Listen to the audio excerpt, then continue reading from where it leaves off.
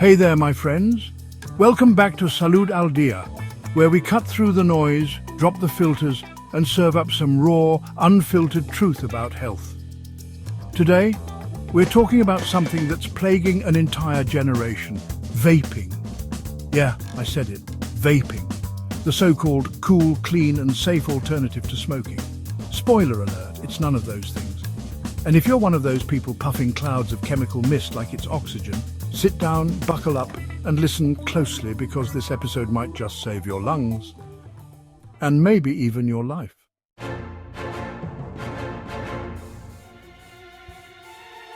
But first, let's set the stage. Recently, Alabama Barker, the teenage daughter of Blink 182 drummer Travis Barker, was hospitalized after quitting vaping cold turkey. She had an anxiety attack so severe she had to call 911. Now, let me be clear, quitting vaping isn't the problem here.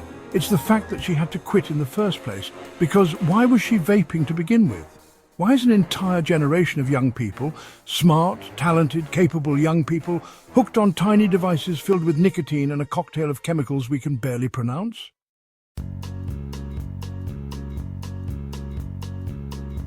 Let me tell you something. Every generation has had its vice. The 1950s had cigarettes, the 1980s had cocaine, the 2000s had energy drinks mixed with vodka. And now it's vaping. Every single generation looks back at the previous one and says, wow, they were so stupid for doing that. And yet, here we are, repeating history. Only this time it's strawberry flavored and comes in a neon pink device you can hide in your pocket.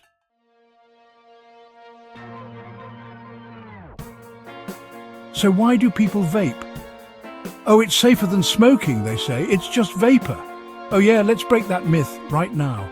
When you vape, you're not inhaling water vapor. You're inhaling aerosol, tiny chemical-laden particles that include formaldehyde, heavy metals like lead, and diacetyl, a chemical known to cause popcorn lung. What's popcorn lung, you ask? It's a condition where the tiny air sacs in your lungs get scarred and inflamed, making it hard to breathe permanently.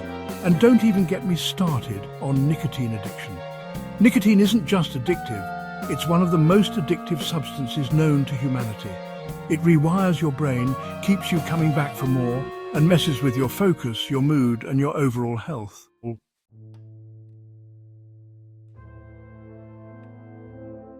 Let's get into some real stories, cases I've personally seen or read about. There are teenagers, kids really, who have ended up in the ICU, intubated, with their lungs failing because of severe vaping-related lung injury. We're talking about previously healthy, athletic teenagers who now struggle to walk up a flight of stairs without gasping for air. Imagine being 17 years old and hearing a doctor say, your lung damage might be permanent. You want to know what's really scary? Many of these kids didn't even vape for years. Some of them only vaped for a few months before their lungs decided to wave the white flag.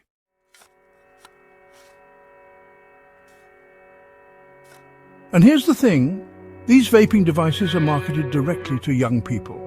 They come in bright colors, they taste like mango, cotton candy, and sour apple, and they look like USB drives. But do you know what's not fun and colorful? The CT scans of lungs filled with damage from vaping. Do you know what's not cool? Being 20 years old and needing supplemental oxygen just to go about your day?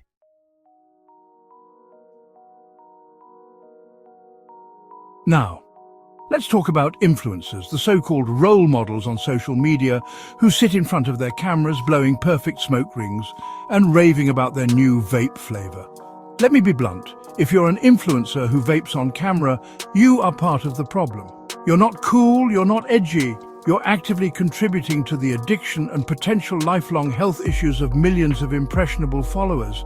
And for what? A sponsorship deal? A few likes? Is that worth knowing you might have influenced a kid to destroy their lungs before they even graduate high school?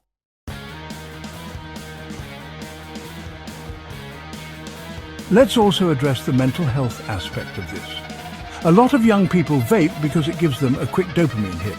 It feels good in the moment, and it helps with stress, right? Wrong. Nicotine might give you a momentary feeling of calm, but it's a vicious cycle. The more you vape, the more dependent you become on that chemical rush. Your natural ability to handle stress starts to fade, And soon, you can't get through a tough day, or even a regular day, without hitting your vape every few minutes. That's not freedom, my friends, that's a prison.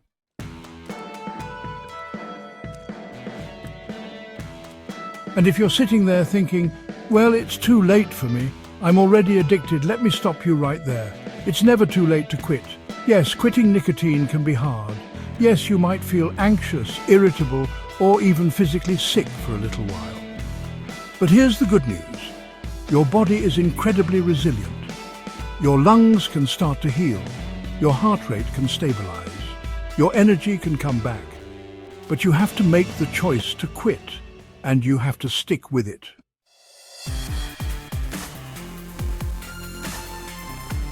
Parents, if you're listening, this is your wake-up call. If you think your kid isn't vaping because they'd never do that, think again.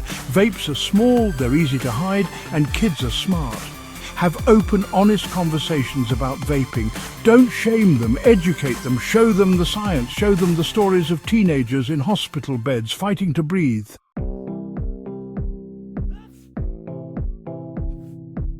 So, what's the takeaway from today's episode? Vaping is not cool, it's not safe, it's not harmless. And if you're vaping right now, it's time to stop lying to yourself. You are not invincible. Your lungs are not invincible. And every puff you take is a gamble with your health.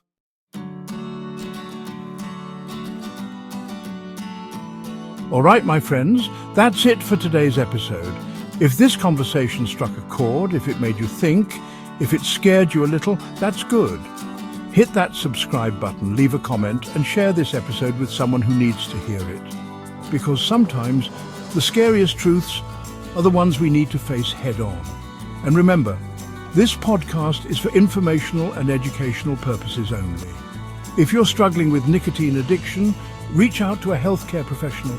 There's help out there, and you deserve to live a life free from addiction. This is Salud al Día, and I'll catch you in the next episode. Stay strong, stay informed, and most importantly, stay smoke-free.